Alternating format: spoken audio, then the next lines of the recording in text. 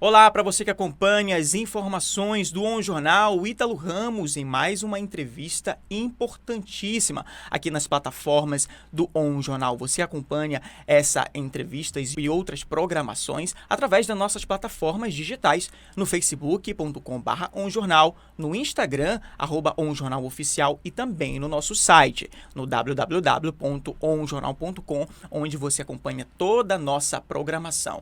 E agora eu estou numa entrevista, como eu disse, importantíssima com uma pessoa, olha só, Gessinaldo Sateré, esse é o nome dele, Gessinaldo Sateré, está aqui conosco para conversar sobre as demandas dos povos indígenas. Como nós sabemos, ao longo de 5 meses do novo governo, esse novo governo tem dado uma atenção especial para os povos indígenas, e especialmente para a nossa região que concentra o maior número de indígenas do Brasil, não é, Gessinaldo? Ele que é coordenador geral, não é isso? Coordenador geral dos direitos sociais indígenas, está aqui em Manaus, na sua primeira missão, depois de ser nomeado, coordenador desse espaço, dessa secretaria, dessa organização, e veio aqui nos estúdios do On Jornal para conversar conosco numa entrevista muito especial. Ele vai explicar sobre o seu trabalho à frente aí da coordenação, os primeiros passos depois da sua nomeação, a sua trajetória, a sua trajetória também, e sobre como foi aí o seu caminho para ser nomeado na frente dessa coordenação tão importante. Primeiramente, Gessinaldo Sateré, muito obrigado por aceitar essa entrevista conosco aqui nos estúdios do On Jornal. Agora explica pra gente como começou a sua trajetória. Você é do município de Barreirinhas, é isso? Exato. Como começou assim, desde o início, a sua infância na sua aldeia e também no município? Obrigado, Ítalo. É uma honra estar aqui nos estúdios do On Jornal, e estamos aqui para, primeiramente, agradecer a Deus pela oportunidade, nosso Tupana, o Criador do Universo, o Deus da floresta, da terra e do mar, que nos guia nesse universo. Queria agradecer aqui a oportunidade, Ítalo, de nos receber, da oportunidade que, mais uma vez, o On Jornal tem dado o apoio para a causa indígena, e a nossa presença nos estúdios do On Jornal para nós mostra mais uma vez a seriedade e o compromisso do On Jornal com a causa indígena. Bem, estou chegando de Brasília para cumprir uma missão, a primeira missão como coordenador geral dos direitos sociais indígenas no estado do Amazonas.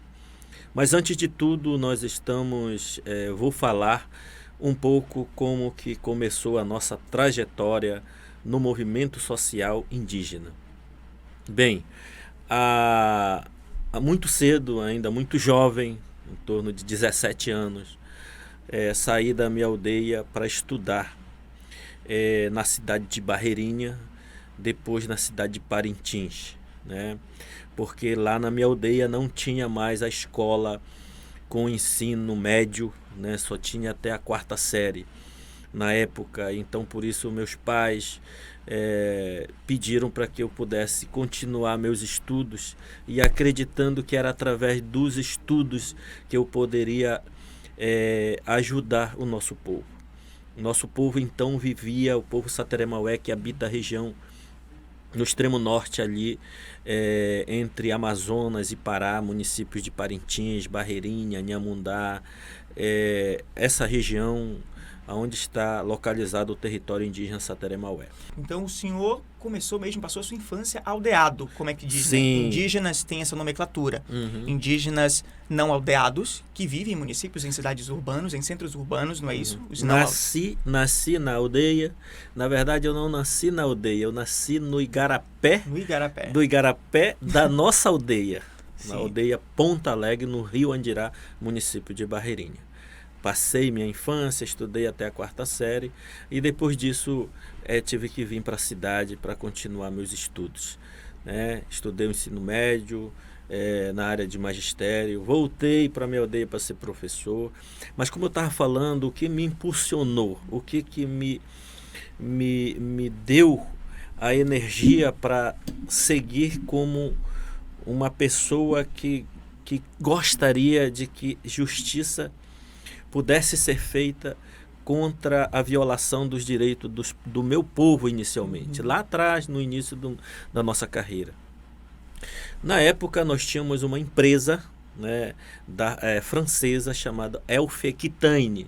Essa empresa francesa, com outras empresas no Brasil, começaram a fazer prospecção de petróleo no nosso território e de alguma forma danificaram o meio ambiente, né?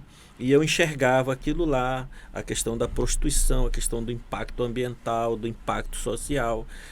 E mesmo com muita pouca idade, eu já enxergava de que isso, as lideranças Já na lhe época, incomodava. já nos incomodava e me chamou muito a atenção, né? Diante dessa realidade, a gente viu que o caminho seria o estudo, né? Estudei, foi para Barreirinha Parintins, depois vim para a Universidade Federal do Estado do Amazonas, não consegui concluir meus estudos na área de Direito, voltei para ser professor, né? E depois comecei a entrar no movimento indígena social, né? Aí que começa uma história de luta, de muita determinação e uma entrega 100% ao movimento social indígena, a luta pelos nossos direitos, pelos nossos territórios. Nós, então, viemos para a grande capital do estado do Amazonas, a Selva de Pedras, e quando a gente percebeu que precisava se engajar nas lutas sociais, né? Quando eu chego a ser coordenador geral da COIAB, que é a maior organização indígena da Amazônia e a maior organização indígena do Brasil, né? Porque a Amazônia é um continente, né? E passei 2 anos à frente, 2 mandatos, aliás, à frente da COIAB, 8 anos. Depois me tornei secretário de Estado dos povos indígenas e também cheguei a estar no Equador, em Quito, para fazer parte da coordenação da COICA. A COICA, que é a coordenadora das organizações indígenas da Cuenca Amazônica. Então, essa organização de representação dos povos indígenas a nível do continente americano, teve essa experiência também, passei por lá, né? E depois disso, a gente, saindo muito cedo da aldeia, a gente retornou para a aldeia, voltei novamente para a aldeia em 2013, né, 2012, e com isso comecei um trabalho de novo ali com o meu povo, e agora recente, depois de vários anos, nas aldeias, no meu município, na região do Baixo Amazonas, trabalhei com os prefeitos que passaram, o prefeito indígena Messias Sateré e o atual prefeito de Barreirinha, prefeito Glênio Seixas e o vice-prefeito Ritsu Barbosa. Trabalhei todos esses anos lá, muito próximo novamente do meu povo, né? Porque eu percebi que eu saí de forma muito precoce, né? Quis essa aproximaão novamente. E eu queria ter esse momento, né? E graças a Deus tive essa oportunidade novamente. Antes do presidente Lula ser eleito, nós entregamos uma carta ao presidente Lula em Brasília, no acampamento Terra Livre, pedindo a criação do Ministério dos Povos Indígenas. O presidente Lula comprou essa briga, incorporou essa proposta e defendeu durante a campanha, e no processo de transição manteve e consolidou. Foi quando então eu sou convidado para a equipe de transição e posteriormente convidado pela ministra Sônia Guajajara, então já nomeada pelo presidente Lula, né? Então chegamos agora ao Ministério. A Sônia Guajajara tem feito um trabalho de composição do Ministério, e nessa composição eu fui chamado, né? Por isso hoje, no dia 9 de maio, a minha nomeação, a minha posse ocorreu em Brasília, e nós estamos com essa missão, né, de fazer o feedback, de fazer essa interface entre Brasília, Amazônia, região norte, a nossa região aqui que precisa de uma voz, de alguém defendendo e buscando mudar esta realidade que aqui ainda está. Temos enormes desafios. E que seja da região também. Agora explica pra gente, para os nossos telespectadores, a importância de ter um representante indígena para tratar das causas indígenas. Porque, pelo que a gente viu, queria que o senhor comentasse para os nossos ouvintes também, a dificuldade que vocês tiveram nos últimos 4 anos. Eu sei que o senhor comentou que não queria nem mencionar o nome, né? Mas eu queria que o senhor dissesse para as pessoas entenderem o que aconteceu nesses últimos 4 anos que tanto revoltou os povos indígenas. Quais foram as mudanças que aconteceu? Quais foram as portas fechadas que vocês tiveram? Né? E qual é a importância de se criar esse ministério coordenado praticamente em sua totalidade por indígenas, que é indígena cuidando de indígena. Qual é a importância de tudo isso? Hoje a frase na ordem do dia é o indígena cuidando do indígena, do seu próprio parente. Por isso a criação do ministério, a nomeação da Sônia, por que não mencionar a Joênia Wapichana, presidente da FUNAI, e o Weber Tapeba, que coordena a Secretaria Nacional da Saúde Indígena, que cuida dos 34 DICEIs no Brasil inteiro. Mas antes disso, voltando à sua pergunta, Ítalo, nós vivemos um pesadelo, um passado de crueldade, mas foi 4 anos de crueldade, né? Vou pegar algumas frases do ex-presidente, não tem como não deixar de falar, do ex-presidente Bolsonaro. Abre aspas. Não demarcarei 1 centímetro de terra indígena no Brasil. Ele cumpriu com isso. Vou abrir a mineração em terras indígenas. Abriu e foi a desgraça que está aí, né? Caso Yanomami não precisa comentar, está na imprensa, está na televisão. A gente fala até com um sentimento dolorido na nossa alma pelo povo Yanomami. Sim. Né? Desculpa a emoção, sim. mas a gente fique à vontade. Acompanha de perto essa realidade, nós não conseguimos entender por tanta falta de humanismo, né, do ex-presidente, né? Então, essas e outras frases, né, nos revoltou, nos indignou, e a gente foi o movimento como toda a história do Brasil, Ítalo. O indígena nunca se entregou, sempre resistiu. Sempre foi um povo resistente, valente e guerreiro. E nós resistimos durante esses 4 anos, né? Por isso a gente se fortaleceu, trabalhamos essa questão da juventude com próprios meios de comunicação, né? Os aliados da causa indígena, seja nacional, seja internacional. E aí eu queria dar um destaque aqui. Eu acompanhei a batalha que foi para a gente retornar à democracia do nosso país. Até nos meios de comunicação, poucos ficaram do lado da verdade, do lado dos povos indígenas. E eu queria parabenizar o ON Jornal por nos momentos difíceis ter caminhado com a gente. Sim. Né? Então isso, passamos por isso. Né? Hoje, como vocês observam, a gente tem um carinho, um respeito do presidente Lula com a pauta indígena. E o papel do Ministério dos Povos Indígenas é buscar primeiro, como eu disse, de uma coisa nós não abrimos mão, os direitos das populações indígenas garantidos na Constituição de 88. Isso nós vamos defender, nós iremos trabalhar, porque a vida toda nós lutamos por isso, né? Agora, entra a questão do desenvolvimento. Eu repito o que eu falei, desenvolvimento? Sim. De qualquer jeito? Não. Essas são as nossas palavras de ordem. Perfeita colocação. Desenvolvimento, sim. De qualquer jeito, não. Prova que, de fato, as falácias que circulam nas redes sociais, em algumas pessoas, né? Hoje é o mal, né?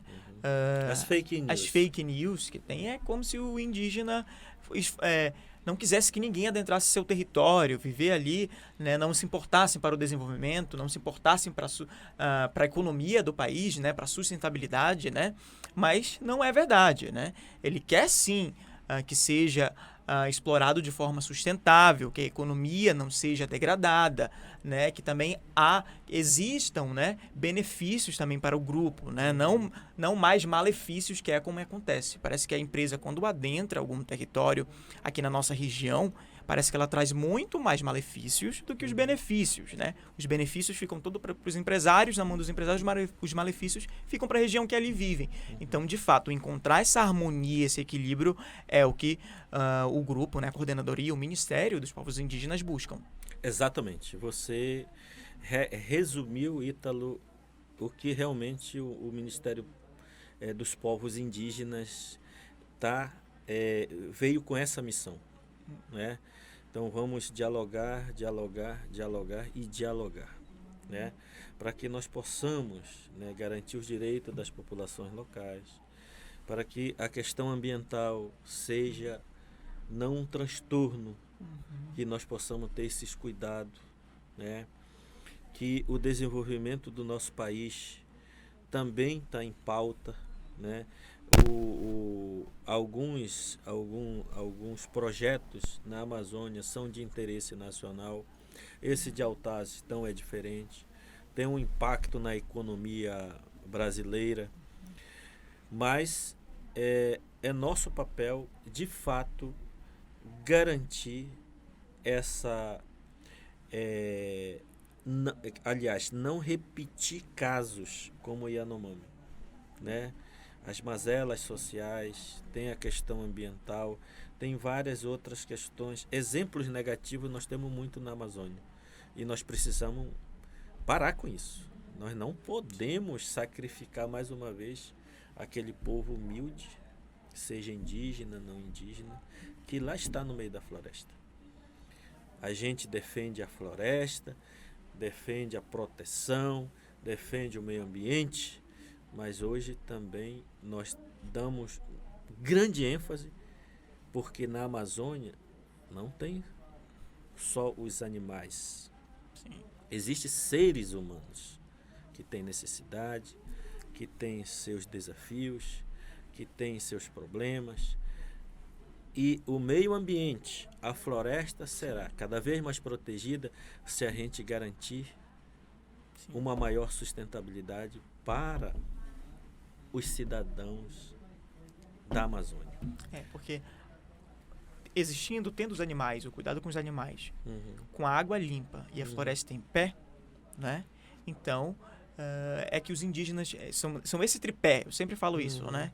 A água limpa, com a floresta em pé, e os animais em sua existência natural ali na floresta, é o que os indígenas buscam, né, para se manter, porque essa é a sobrevivência deles, é a base da sobrevivência deles dentro da floresta. É a sobrevivência dos indígenas e do povo amazônida como um todo. A água que chega na torneira do Manauara, nas casas em Manaus, vem de algum lugar, vem de alguma nascente. Nós vamos querer destruir tudo isso? Quer dizer, o efeito vai ser danoso para todos nós, né? E devemos o quê? Proteger a nossa casa, o nosso habitat, porque a minha geração daqui a pouco termina, mas eu tenho uma outra geração. Que qualidade de vida eu vou dar para ela? Que vida nós iremos deixar para a futura geração? Um país, uma Amazônia, um Amazonas destruído, né?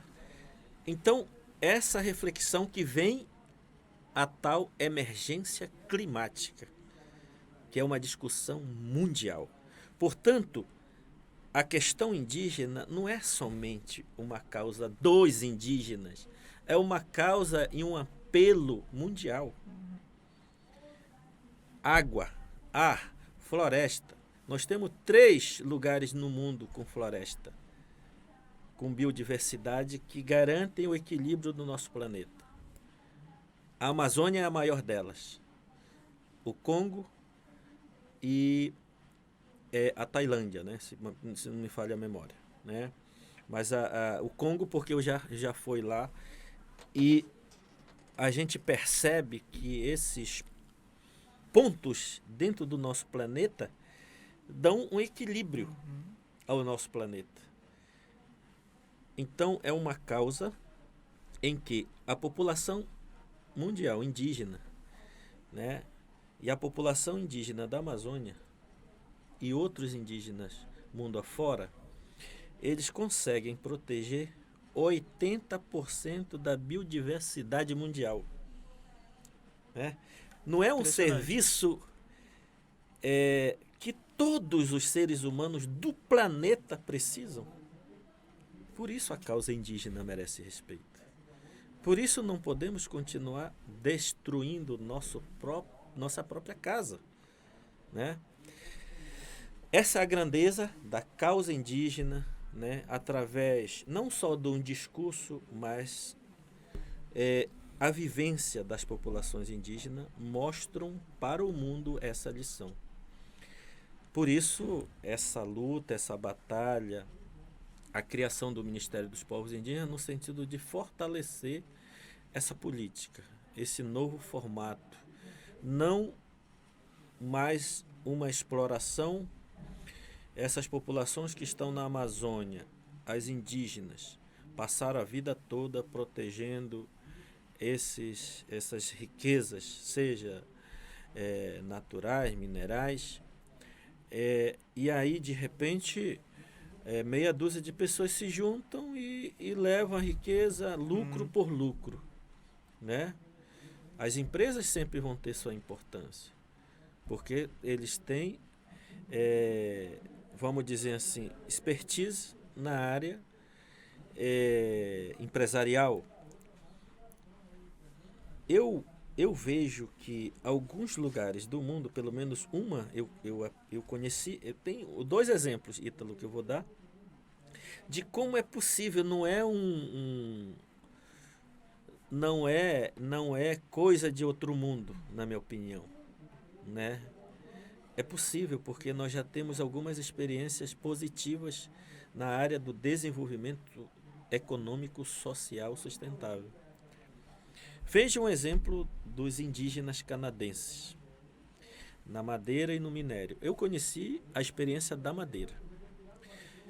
Eu fiquei impressionado quando senta na mesa Greenpeace, IBAMA deles do Canadá, empresas indígenas, inclusive indígenas cogestores, parte da gestão dos projetos na região deles. Todos juntos debatendo melhor. Todos juntos debatendo e evitando a pirataria ou a irregularidade. Né? Mas esse nível, ele chegou. Não é 1000 maravilhas, não. Mas é uma referência de que tem. Aqui não é longe daqui. Se você pegar a estrada de Manaus para Boa Vista, Roraima, você passa pelo território Waimiri-Atroari. Os Waimiri-Atroari hoje era para serem extintos. E eles conseguiram dar uma reviravolta a partir de uma experiência danosa, desastrosa, que quase dizimou a população Waimiri-Atroari e o seu território. Mas eles conseguiram se organizar e através dos royalties, através da questão da estrada que passou, das compensações e outras coisas mais, eles criaram um programa que investiram na educação, na produção, na saúde e garantiram um caixa financeiro para que eles possam a qualquer momento terem aonde se respaldarem ou uma segurança financeira, né, para eles. Essa experiência do Waimiri-Atroari é uma experiência que a gente servir de inspiração e referência para outros povos. Para isso tem que ter um estudo dos territórios indígenas para eles conhecerem a potencial de cada um e os protocolos de consulta, né, para que o povo esteja organizado, arrumado e pronto, inclusive, para gerir os seus territórios. Isso não impede de que uma empresa possa vir, os governos, outros, mas o protagonismo indígena que eu vejo não é um discurso de somente a gente ter uma ministra indígena. A ministra indígena quer que o protagonismo indígena aconteça agora nas comunidades, nas aldeias, nos territórios. E exatamente o protagonismo não é o caso Yanomami. Lamentavelmente, né? Então precisamos virar essa página e construir uma nova Amazônia onde todos possam ter na horizontal um discurso que seja respeitado. Não somente ouvir, mas respeitar a realidade, os anseios dessas populações em toda a Amazônia. Não é só os indígenas, volto a dizer. O sofrimento dos indígenas é o sofrimento do caboclo, do ribeirinho, das populações aqui na Amazônia. Então a gente precisa virar essa página. Biodiversidade, riquezas nós temos, mas precisamos agora redefinir esse formato. Não mais esse projeto predatório de eliminação, de exterminar as populações locais, né? Então, por isso, estamos aqui indicando um novo caminho com a filosofia, mas com o andar do movimento indígena, dos povos indígenas e seus aliados. E agora, antes de nós terminarmos, já estamos chegando, a gente vai conversando, o tempo vai passando. Seu Gessinaldo, por favor, as suas considerações, né? O que o senhor gostaria de deixar para os nossos ouvintes, para a gente vai divulgar bastante essa nossa entrevista, né? Que chegue alguém dos povos indígenas também, outras coordenações que vão assistir a sua fala. Eu gostaria que o senhor deixasse umas considerações finais para os nossos ouvintes. Minhas considerações finais é dizer à população indígena e à população indígena da Amazônia e os povos tradicionais da Amazônia, espalhados nas diversas calhas de rios do nosso Amazonas, da nossa Amazônia, dizer que um novo formato de economia baseado na sustentabilidade e o respeito a essas populações é possível. Eu sei que o desafio é enorme, nós temos nas mãos a inauguração de um novo momento, um momento do protagonismo indígena. E esse momento é dado aos povos indígenas cuidarem do destino dos seus próprios povos. A responsabilidade é muito grande, mas sozinhos nós não vamos conseguir. Por isso, a ministra recomendou para que nós possamos buscar na sociedade os verdadeiros aliados da causa indígena, aqueles que estão dispostos a somar no novo marco, no novo momento para a Amazônia, para o Brasil. Queria agradecer, por fim, a oportunidade dada aqui ao Ministério dos Povos Indígenas pelo Jornal, porque a imprensa também tem um papel fundamental de eliminar principalmente as fake news no nosso país. Levar um jornalismo independente, a verdade, e defender acima de tudo a nossa região, de que nós precisamos avançar com esses nossos desafios na Amazônia. Portanto, meu muito obrigado pelo carinho, pelo apoio, de que Deus, o nosso Tupana, o Deus que criou o universo, nenhum ser humano é capaz de criar a planta, os animais, a água, tudo foi algo divino. Se Ele nos deu isso, é para que a gente possa cuidar. Não vamos pensar só hoje, vamos pensar também amanhã. E ensinar a outra geração a pensar na outra geração. Assim a gente tem uma melhor vida para o nosso povo. Portanto, muito obrigado, Ítalo, muito obrigado, Jornal On, estamos à disposição e a caminhada é árdua, é difícil, é complexo, mas nós temos a certeza de que o caminho é esse. É isso, eu que lhe agradeço, o seu Gessinaldo Sateré, coordenador aí dos direitos sociais dos povos. Muito obrigado, foi o nosso convidado especial de hoje. Muito obrigado por estar aqui conosco, esclarecendo, né, sobre essa causa que é tão importante, falando sobre os primeiros passos da coordenadoria. E você pode rever essa entrevista nas plataformas digitais do Jornal, através do Facebook, facebook.com/umjornal, do nosso YouTube, youtube.com/umjornal, do nosso Instagram também, @umjornaloficial, e do nosso site, www.umjornal.com. Muito obrigado, Sr. Gessinaldo Sateré, novamente. Fique ligado, fique on!